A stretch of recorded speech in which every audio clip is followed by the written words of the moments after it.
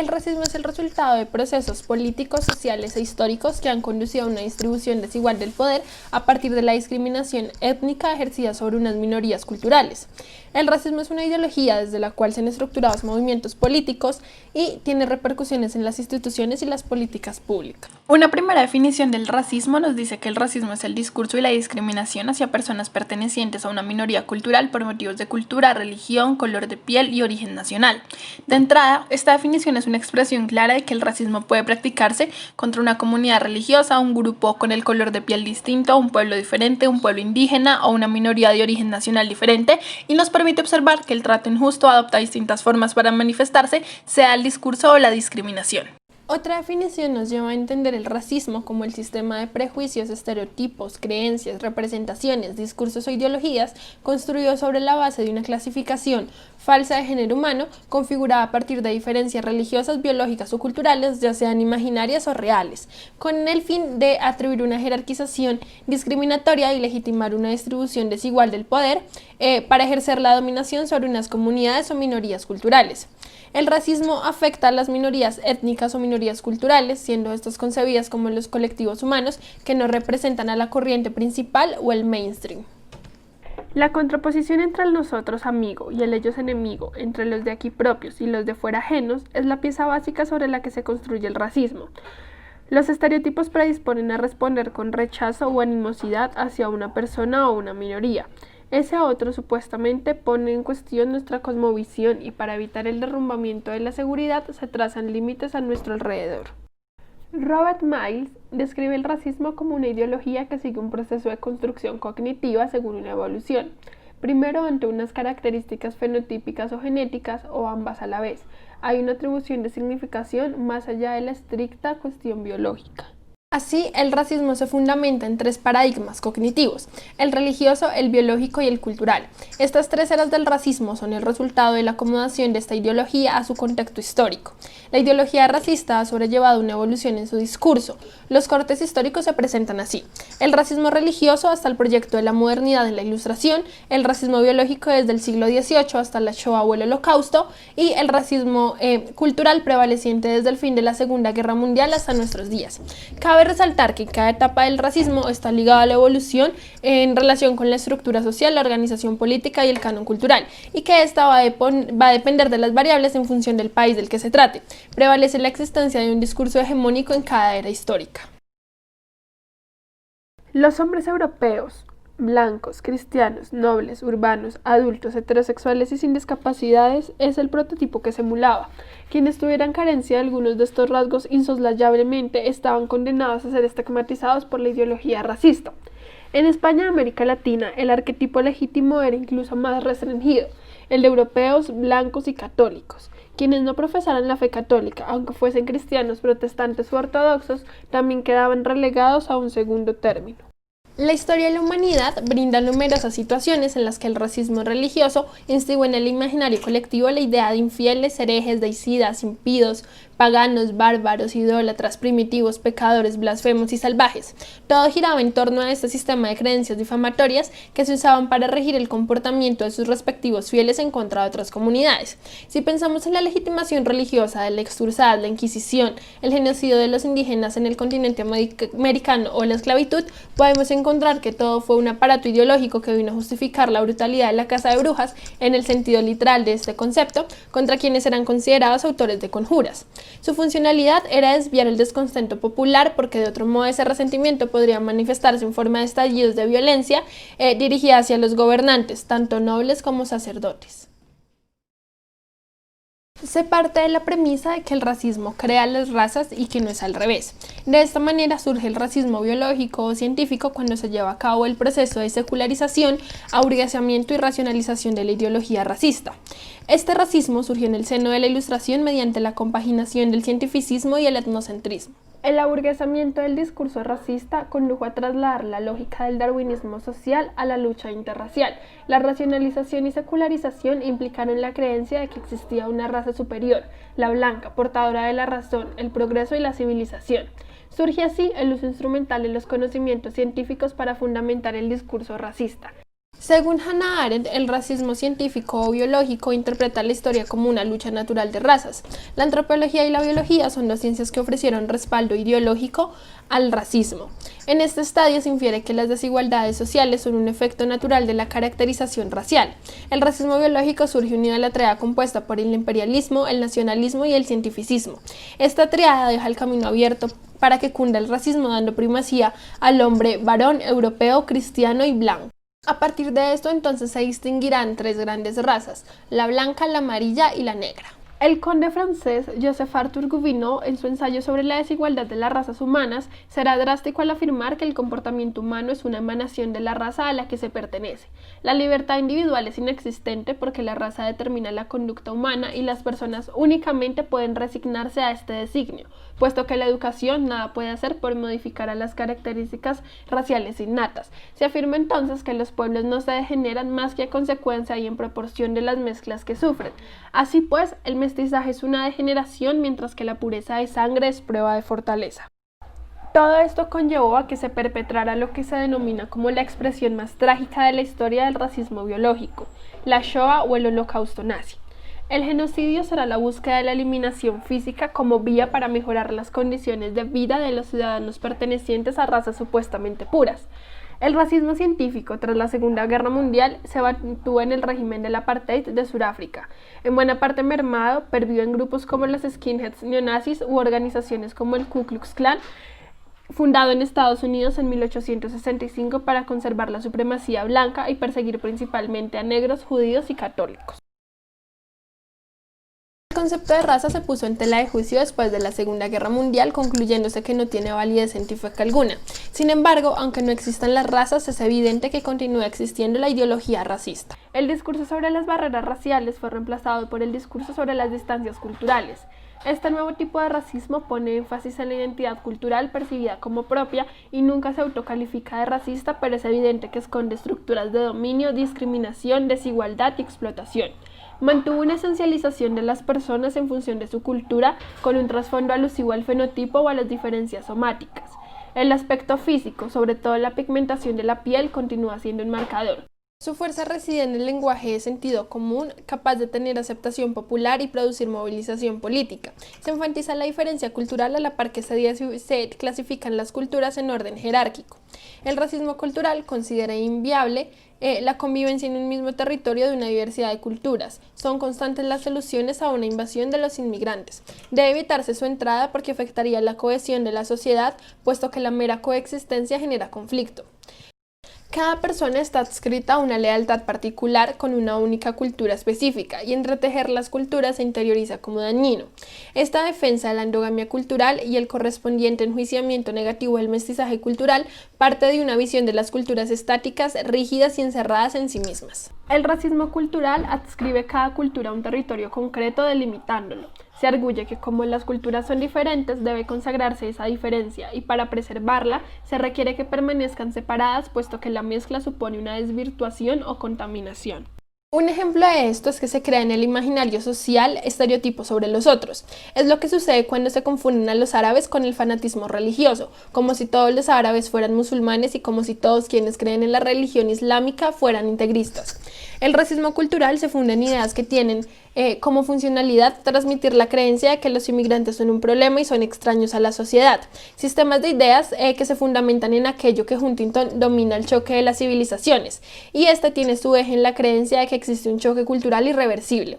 Esta percepción del choque cultural sirve para legitimar las desigualdades sociales a partir de las distancias culturales. El mensaje que el discurso racista transmite es los de afuera en las afueras.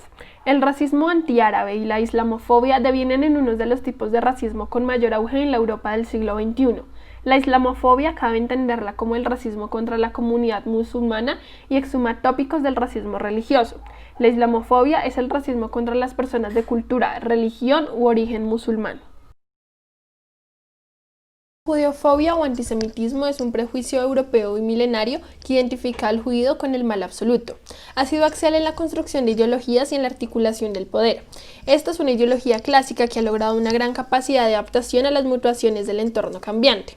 Un rasgo característico del prejuicio judeófobo es un emparejamiento con las diferentes ideologías, acoplando su discurso a ellas. Lenguajes políticos distintos y lógicas interpretativas disímiles han acogido los presupuestos ideológicos de la judeofobia.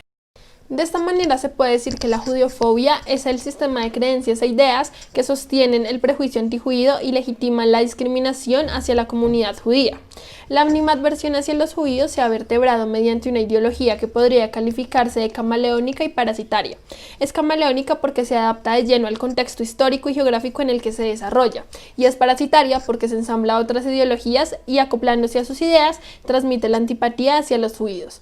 De esta manera se entienden tres eras del antisemitismo: la judeofobia religiosa, la judeofobia científica y la judeofobia política. En esta primera etapa, todos los clichés acerca de los judíos se transmitieron mediante la teología, la doctrina y la predicación, y se pretendía convertir el judaísmo en anatema para lograr su desaparición y para la salvación de una humanidad completamente cristiana. Una de las premisas de la judeofobia es que el judío es el peor enemigo, el anticristo, pues ha cometido el peor crimen, el deicidio, matar a Dios. Se teologizó sobre el pueblo judío presentándolo como el enemigo ontológico de Jesús y por extensión de la cristiandad. Las comunidades cristianas se fueron distanciando paulatinamente de sus raíces del judaísmo y empezaron a inculpar al pueblo judío con acusaciones falsas que infundieron el odio en la sociedad civil.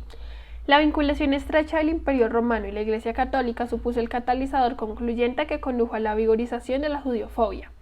El antisemitismo devino una ideología al servicio del poder político. Posteriormente, cuando la Iglesia Católica medieval, además de ser una entidad religiosa, era una organización política que extendía su poder terrenal, se revalidó la imagen del pueblo judío como el principal enemigo del cristianismo y de Europa entera. La religión católica romana creó unos mitos en el imaginario social y a su imagen y semejanza los plasmó en el derecho canónico. Eran los propios clérigos quienes alentaban e instigaban este prejuicio mediante la promulgación de clichés que vertebraron toda una ideología a partir de la doctrina eclesiástica. La expulsión y las masacres de judíos fueron impulsadas por la judeofobia cristiana, tanto desde el catolicismo como desde el protestantismo y el cristianismo ortodoxo. El personaje judío en El mercader de Venecia, Shylock, muestra nítidamente la imagen antisemita que tenía la sociedad europea. William Shakespeare logró una descripción muy acertada de los prejuicios que se tenían sobre los judíos en Inglaterra y en Europa en general. Cuando Europa abrazó la modernidad, la judeofobia estaba tan arraigada en su seno que se volvió a transmitir el prejuicio antijudío, transmutando el discurso. Los judíos fueron percibidos como una raza de abominable naturaleza, un cuerpo extraño y patógeno. Una raza malévola, parasitaria a imagen de una sanguijuela, con cuyos tentáculos los judíos querían dominar y esclavizar el mundo. Una ideología que se adscribió a diestra y siniestra bajo el paraguas ideológico de la judeofobia racial, denominada también biológica o científica. Su máximo exponente fue el antisemitismo nazi. Todo se evidencia, por ejemplo, en los Protocolos de los Sabios de Sion, un libro publicado en Rusia en 1905 que sostiene que existe una conspiración mundial judía. Se fundamentan los clichés de que los judíos controlan la economía y que dominan el mundo. Otro ejemplo es el de Wagner, quien escribió en La judería, en la música, que los judíos son los pudridores del mundo. El compositor sostenía que los alemanes eran espirituales, poéticos y honorables, mientras que los judíos eran materialistas, racionalistas y deshonestos. El intento de aniquilar a los judíos fue una planificación calculada de exterminio sistemático y total de un pueblo entero. El antisemitismo era omnipresente en la ideología del nazismo. El Holocausto es el único genocidio en el cual se ha querido asesinar a un pueblo entero de toda la faz de la tierra. De hecho, fueron asesinados 2/3 de la población judía europea y 1/3 de los judíos del mundo.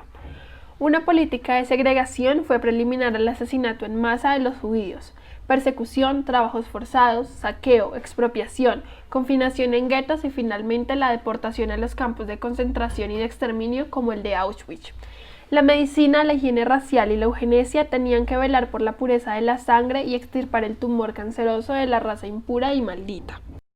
El antisemitismo cristiano, católico, protestante y ortodoxo fue un caldo de cultivo de auspiciar los prejuicios que cimentaron ideológicamente la aniquilación del pueblo de Israel, quien estaba estigmatizado al considerarlo el pueblo deicida. El teólogo católico Hans Kung, en su libro El judaísmo, concluye que por amargo que resulte no podemos silenciarlo, el antisemitismo racista que alcanza la cima del terror en el Holocausto habría sido imposible sin la prehistoria casi bimilenaria del antijudaísmo religioso en las iglesias cristianas. Cada época codifica el discurso judiófobo de manera distinta. Existe una continuidad del prejuicio y una discontinuidad en el discurso. Durante la judiofobia política, los judíos están siendo percibidos encarnados en un estado nocivo, Israel. El antisemitismo ha sido propagado siempre por grandes poderes políticos, sobre todo el Imperio Romano y los estados absolutistas europeos, la Alemania nazi y la superpotencia rusa bajo el manto de la Unión Soviética. No cabe duda de la utilización de la judiofobia como factor político de movilización social para ganarse el apoyo popular. La izquierda stalinista fue la principal impulsora de este nuevo tipo de antisemitismo que se fue extendiendo. La judiofobia política se enarbola también a partir de mayo del 68 francés. Comunistas estalinistas en primer lugar y luego trotskistas, maoístas y anarquistas son la cuna del nuevo discurso del antisemitismo. En el siglo XXI, la judiofobia es el nexo en común del discurso de odio de tres extremos ideológicos y sus correspondientes procesos de radicalización: la extrema derecha, la extrema izquierda y el islamismo radical. Desde los años 70, la nueva judiofobia ganó en intensidad y extensión, cobrando renovada fuerza en la escena pública de Europa a partir del año 2000. Para el politólogo Pierre-André Taguieff, esta reciente ola de judiofobia resulta inseparable de un discurso ideológico legitimador y movilizador que se difunde a escala planetaria. Un discurso en el que se reconocen ciertos legados en cuanto a la terminología y a temas que provienen de las diversas tradiciones antijudías y en los que también se perciben nuevos motivos de acción y acusación centrados en Israel y en el sionismo, convertidos en mitos repulsivos. Durante la Guerra Fría, desde el lado norteamericano se aludía al judío comunista y desde el lado ruso se refería al sionista nazi. En las dictaduras latinoamericanas de los años 60, 70 y 80 se retuvo la imagen de los judíos como deicidas, marxistas y nacionalistas desleales. El populismo latinoamericano tampoco pudo esquivar el prejuicio antijudío. El peronismo argentino a mediados de los 60 aludió a los graves peligros del sionismo y la comunidad judía. Una de las características básicas para entender cómo se construye el discurso antisemita es entender que se adapta la judiofobia a cada ideología política subyacente. De este modo, desde una ideología izquierda alternativa se dirá que el sionismo es un nacionalismo burgués, mientras que desde una ideología derecha tradicionalista se dirá que el judaísmo es un internacionalismo obrero. El islamismo integrista arropa el arquetipo europeo, yuxtaponiendo parte del discurso de la judiofobia religiosa con la judiofobia política. Esta es la visión antisemita de Al-Qaeda, ISIS, Hamas, Hezbollah y otros grupos fundamentalistas. Se difama propagando el mito falso de que el designio del gobierno israelí es expandirse del Nilo al Éufrates para judaizar las tierras musulmanas. Para el islamismo integrista, Israel es el mal absoluto, causante de cualquier problema existente. La judiofobia continúa siendo alimentada por las creencias acostumbradas en el neofascismo, como el cliché de que los judíos controlan los medios de comunicación, dominan Hollywood o dirigen Wall Street. La judiofobia reúne elementos que se corresponden con los estereotipos trazados antaño contra el pueblo judío y los confieren un nuevo arquetipo mítico. Israel, interpretado con rencor como el prototipo de la maldad absoluta. En conclusión, tanto el antisemitismo como cualquiera de los diferentes tipos de racismo son prejuicios contra seres humanos que, lejos de verse erradicados, continúan siendo sostenidos en las ideologías y movimientos políticos contemporáneos.